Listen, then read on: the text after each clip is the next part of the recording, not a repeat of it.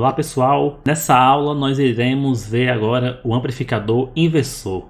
Se nós compararmos com o amplificador no inversor, nós veremos que basicamente a mudança que temos é que a entrada do sinal agora ela está no ramo inversor e a referência está no nó da entrada não inversora. Então basicamente nós temos a mesma configuração de circuito, com R2 realimentando negativamente e R1, mudando somente onde o sinal de entrada ele é colocado. Então, para análise, nós iremos partir dos mesmos princípios. Corrente na entrada inversora é igual a corrente na entrada não inversora, que é igual a zero. Tensão na entrada inversora é igual a tensão na entrada não inversora. E nesse caso aqui, nós podemos ver que vai ser igual a zero.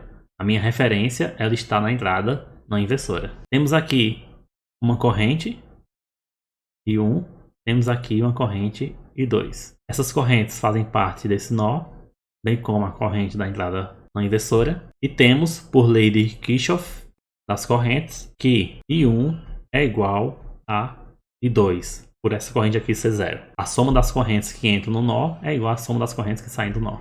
Sabemos que I1 vai causar um DDP mais e menos, e I2 um DDP mais e menos. Corrente, lei de Ohm, é dada por um DDP, no caso a DDP aqui é o mais VI, o menos é o próprio zero.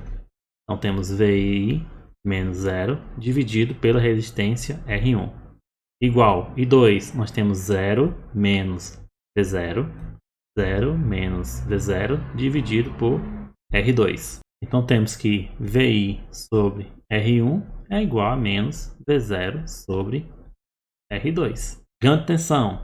Eu quero a relação da tensão de saída pela tensão de entrada. Podemos ver que vai ser quem? Vai ser R2 dividido por R1. Só que temos quem? Temos o menos que passa. Então temos menos R2 sobre R1. Podemos observar que, diferente do amplificador não inversor, a saída agora possui um sinal de menos. Isso indica que vai haver uma inversão no sinal de entrada para a saída e que o ganho ele é dado somente por R2 sobre R1. Eu não tenho aqui a componente mais 1. Utilizando o nosso exemplo, vamos pegar uma tensão de saída máxima desejada de 10 volts para uma tensão de entrada máxima de 1 volt.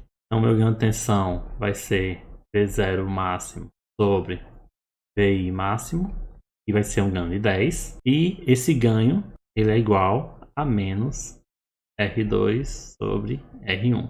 Então, eu sei que com o meu amplificador inversor, o meu ganho ele vai ser negativo, né? Então, não vou conseguir ter um ganho somente de 10.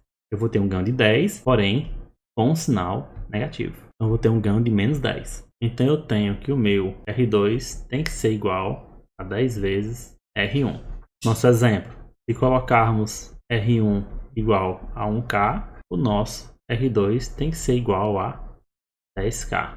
Ao mesmo tempo, eu posso colocar o R1 como sendo 10K ou qualquer outro valor, e o meu R2 teria que ser 100K. Assim vamos para a simulação para ver o exemplo do circuito funcionando. Estamos de volta aqui no nosso simulador, configurado o circuito amplificador inversor. O sinal de entrada está aqui no ramo da entrada inversora e a entrada não inversora está a nossa referência do sinal de entrada. A entrada está configurada para 1 volt, senoidal de 1 kHz, e vamos fazer a simulação com 5 milissegundos. Então aqui eu tenho o meu ganho configurado por R2 e R1, R2 100K, R1 10K. A relação, nós temos a relação de 10, então sabemos que o nosso ganho está configurado para 10 e ele será inversor porque o sinal de entrada está aqui no ramo inversor. Sinal de entrada 1 volt de pico, sinal de saída 10 volts de pico.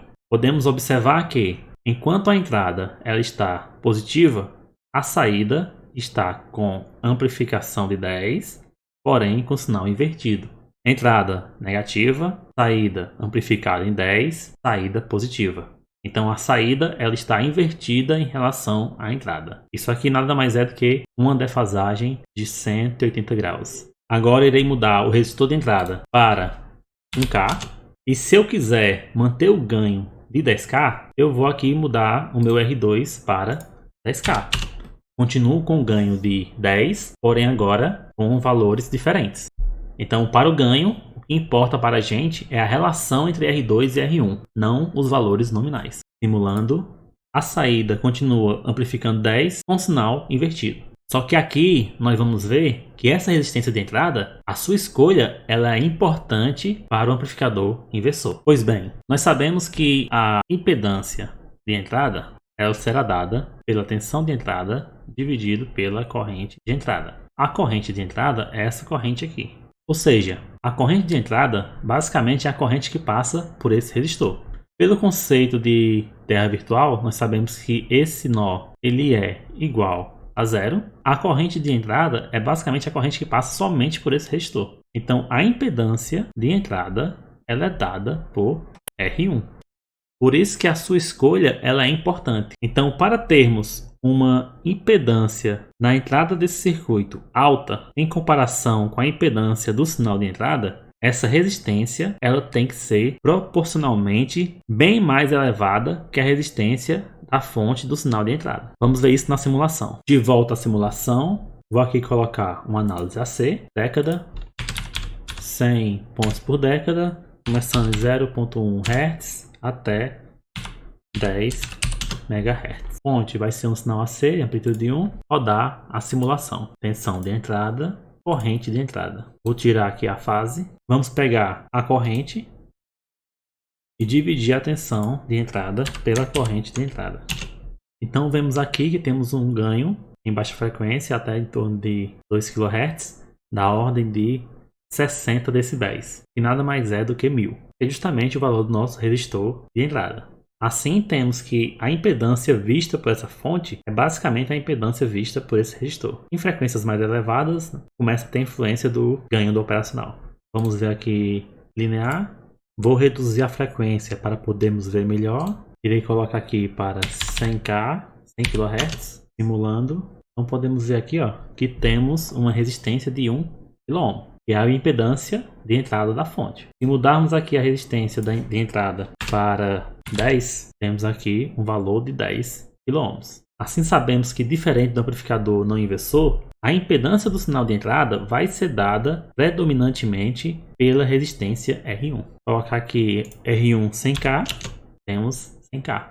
Assim, temos que a escolha desse resistor é de importância para o circuito. Por último, temos a questão do balanceamento da entrada diferencial. Então, temos uma impedância vista por essa entrada diferencial e temos a impedância desse outro ponto aqui. Lembrando que aqui nós temos uma resistência de saída do operacional e a fonte controlada do ganho. Para mim analisar a impedância dessa entrada, eu tenho que aterrar todas as fontes. Isso aqui é para zero. E eu tenho essa resistência R1, R2 e a resistência de saída do operacional, que sabemos que idealmente ela é 0 ohm. Então, olhando para esse nó, nós temos que desse nó deriva a resistência R1 para a referência e a resistência R2 para a referência.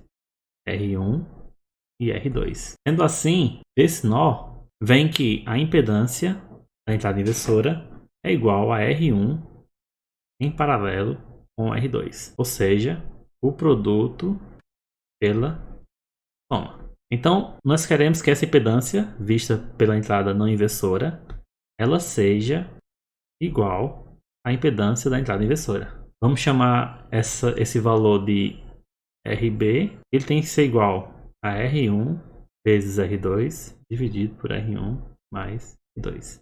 Então, para o balanceamento, podemos colocar aqui um resistor RB, de tal forma que ele é igual a R1, R2, R1 mais R2. Esse vai ser o resistor de balanceamento das correntes da entrada diferencial. E, novamente, nós não temos corrente aqui, ela é zero praticamente, de tal forma que não tem DDP, e esse potencial aqui, ele continua sendo zero. Assim, nós temos a configuração com o resistor de balanceamento. Terminamos por aqui a aula sobre o amplificador inversor.